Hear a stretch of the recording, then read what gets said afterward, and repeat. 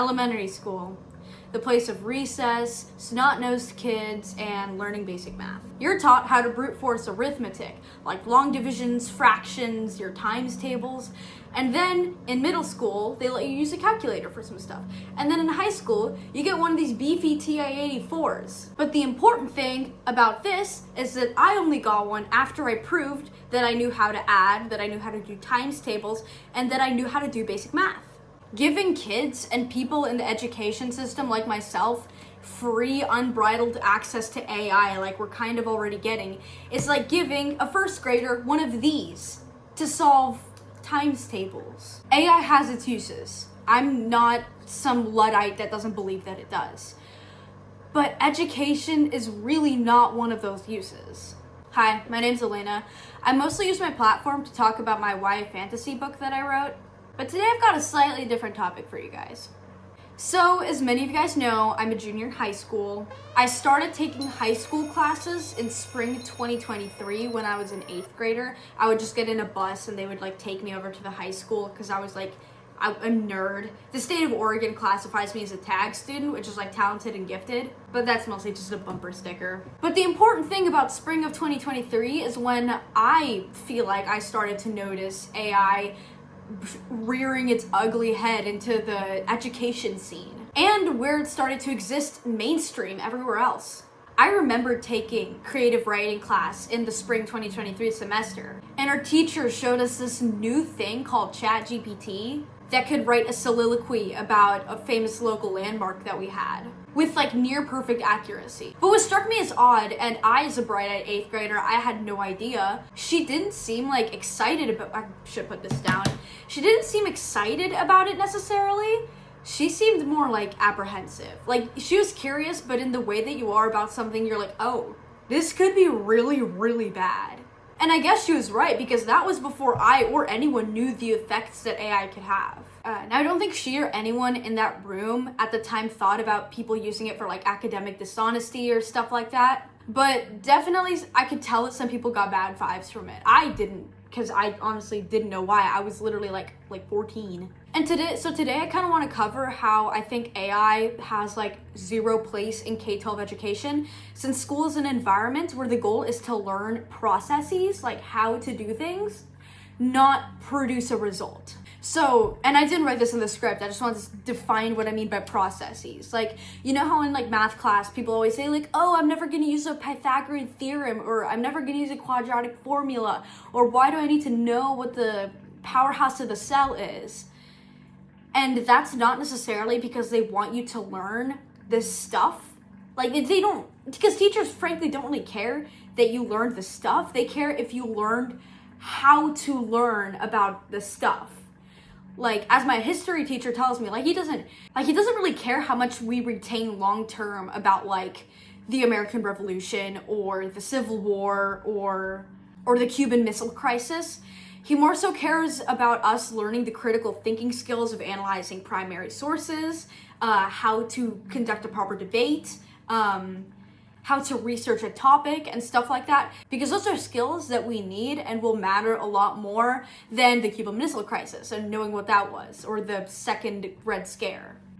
Also, I don't know if the camera's picking it up, but I just have something on the stove back there, so you can just ignore the bubbling noises. I know it kind of sounds like witch's brew, but anyways, I digress. So back to my first-hand account. A lot has changed between me being an 8th grader and today being a junior in high school. For one, my school has added an addendum to our academic dishonesty policy, which was changed to include AI usage to result in failing the assignment that you were doing for the first offense. And for the second offense, you failed the class. I think this was the year before last, so 2024 to 2025, that academic year. And while I can't say that this has like fully stopped the issue, it has at least set the groundwork and like a precedent that teachers can use. And talking about teachers, I've also heard about them having to go through like trainings to detect and prevent AI usage. And my history teacher, he has us handwrite our essays since he's so like worried that someone's gonna use AI on a Google form with locked tabs. And as someone with like terrible handwriting, I kind of wish that he wasn't so paranoid, since the paper that he gives us, it's not even lined. Like, it's just like a square like that. So my writing, because I write really fast and we only have like 40 minutes, it ends up looking slanted and horrible. And I digress again. I'm sorry, guys. It's just my rant. But I'm okay with it ultimately, because I know that this is a reality that does exist, that some students do use AI and some students are willing to like take the harder route in order to use AI just to avoid doing the work entirely.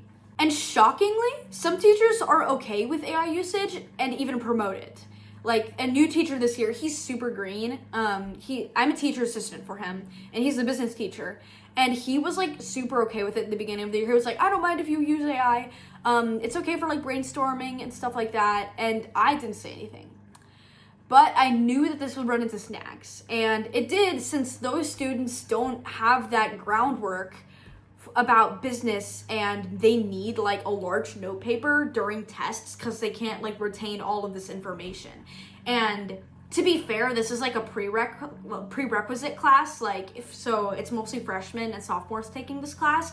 But still, I think like you should be able to retain enough information that on like a literal assessment, you don't need all of your notes condensed on a page. Okay, time for Elena's philosophy corner. This arises a question that I've pondered on for a little while. Where does ideation and brainstorming, as in allowing AI to ideate and brainstorm for you, when does that turn into like outlining, like it starts to make outlines, and when does that turn into like literal synthesizing? And that might be easy for the user to decide when that happens, but how are teachers and administrators and educators able to identify this?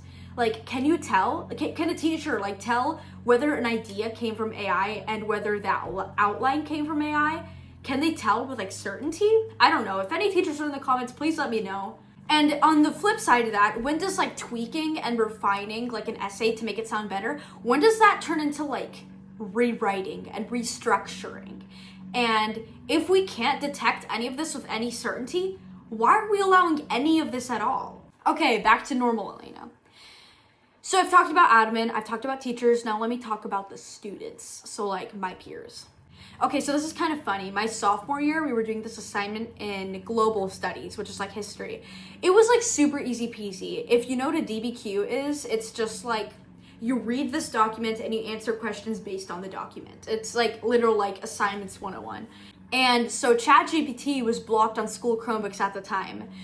Unfortunately, it is not that way anymore, but I digress. Time number 3. And so I looked to my right, and this guy was in Google Translate translating something about AI, like AI chatbot, into Russian, and then pasting it into Google and getting unblocked Russian ChatGPT or like some like knockoff just to do the assignment. And by the time he did all that, I was like halfway through, and I didn't say anything, but it's like, you know what I mean? I don't even think I need to explain this. I'm sure that me and you, viewer, we're having a little telepathy moment here. Like, back to Elena's philosophy corner, there's this proverb that my dad tells me. He says, El flojo trabaja el doble. It means the lazy person has to work twice as much in order to achieve the same result. So, this guy next to me, and you'll see this a lot with people who use AI, they'll just like for example, here's another example, just off the dome. I'm not using my script. I know this teacher, and she made like so we have a school logo, like the logo, it's just like this guy, he's called the Stomper, and there's this teacher that I know who's like super obsessed with AI, and she wanted to make like a tutorial video for how to draw the Stomper, and she had AI generated, and it took 2 hours. Like, you could literally just talk to, I'm in a very artsy community, like the place where I live, it's very vibrant. There's a lot of art people, a lot of art students who do art, and I was like, dude, you could have literally gone to like one of the kids in the art program and be like, hey, can you help me film like a tutorial for how to draw the Stomper? And it would have been faster, better quality, because the video, it didn't even look good. Like, the pictures shifted most of the time.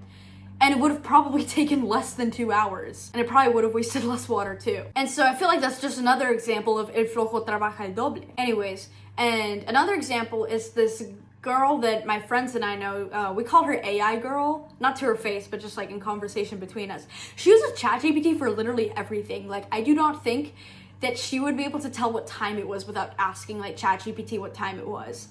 For context, phones are banned in my state. And she whips it out, like I'm gonna use my TI again as an example. She whips it out and uses ChatGPT like 8 feet away from the teacher to finish her chemistry homework in class that she didn't do. And she sat at my chem table for a little while and was telling me about she was gonna get into Stanford with a D. I did not mispronounce that. She wrote Stanford. And I was like, Stanford? Like, did you mean Stanford? And I guess it didn't really matter because like the next 2 weeks after that, she's like, oh, I'm gonna get into Johns Hopkins. Like, that's a school I'm gonna get into. I was like how? How do you intend on doing that? Like, you can't cheat your way through all your life. And I don't know if this is, because she didn't used to be this way. And I don't know if it's a result of like this AI psychosis thing that people are talking about, where the AI is just like so sycophantic that you start to really believe these things. And I really shouldn't be speculating here, but I know for sure that her AI usage cannot be healthy. And this is kind of hearsay, but in AP Lit, this is a class that I took last year because I skipped a grade of English, but all the juniors are taking it this year. And some of my classmates told me how this AI girl was caught by the teachers using ChatGPT for one of the essays, and it was just like unbelievable to me. Can we just go back to like people making normal academic comebacks? Like, oh my god. And there are genuine uses for AI. I do concede to that. I do use it personally to generate practice problems for very specific types of problems in pre-calc. And it does a good job explaining math concepts. I'll correct. It does a decent job explaining math concepts because it does get stuff wrong sometimes. But I want to go back to something I mentioned earlier about our best friend here, the calculators. The purpose of education is to teach you processes, not how to produce a result at all costs. And because that's what like work is for. That's what work in the rest of your life is for. You're going to be producing results, and I guess use AI there, like I don't care. But you have to learn how to do things in the education system because that's what it's for. Bringing AI into the fold of education will probably disrupt this process of learning stuff in a way that I'm not sure that many people understand yet because it's just so new. And I think some people might tell you that learning how to use AI is an important skill that should be taught in schools, as many people would argue that AI is kind of here to stay, and I guess I do agree with them in that aspect. But, I mean, isn't it made for the lowest common denominator of people, like the easiest to use tool for anyone to use? You just tell it stuff and it gives you answers. Like, how easy is that? Like, there's no learning or complex thinking involved. And this might be biased coming from me, someone who's developed a dislike for AI, but I don't think any high schooler has much to get out of a prompt engineering class or anything like that, since I don't think there's much to learn there, especially anything that'll become obsolete as AI is inevitably going to change moving forward. And please, in the comments, I can see you typing angry comments. I'm not talking about computer science. Like, that is definitely a valid thing that can be learned about. I think that there is a lot of value that can be taken from learning about computer science and learning about how AI works. But what I'm saying here is that I don't think people should be taught how to use it, like how to type in prompts and stuff, just because it's so easy. And I think that time would be better spent learning, I don't know, like math or something, or like civics, debate and speech, I don't know. There's a lot of research on this topic highlighting this concept of cognitive depth. The University of Kansas studied the effects of Gen AI on students and found that, quote, students who use generative AI to avoid early course material eventually struggle with deeper learning and more complex tasks, unquote. I'm gonna put this calculator down again. This is basically what I was talking about in that business class earlier, that a lot of kids used AI, not even in like a big capacity, but just for smaller things like analyzing tables and data sets. And they displayed a lack of understanding of how to analyze tables and data sets when it came to assessments. And the same study mentioned how the overuse of AI can diminish critical thinking and cognitive skills in the long run, and even reduce empathy and creativity. And I think with how susceptible a kid or teen's mind is, AI is exceedingly dangerous for them to use in an environment where they're supposed to be like learning how to do stuff and using, the old noggin up there. Now, I know for sure that I don't have all the answers about what to do with AI, but what I do know for sure is that it has no place in K-12, apart from, I guess, learning about like the dangers of it, like with over-reliance and stuff, and maybe learning about how it works. but not as a tool for students to use.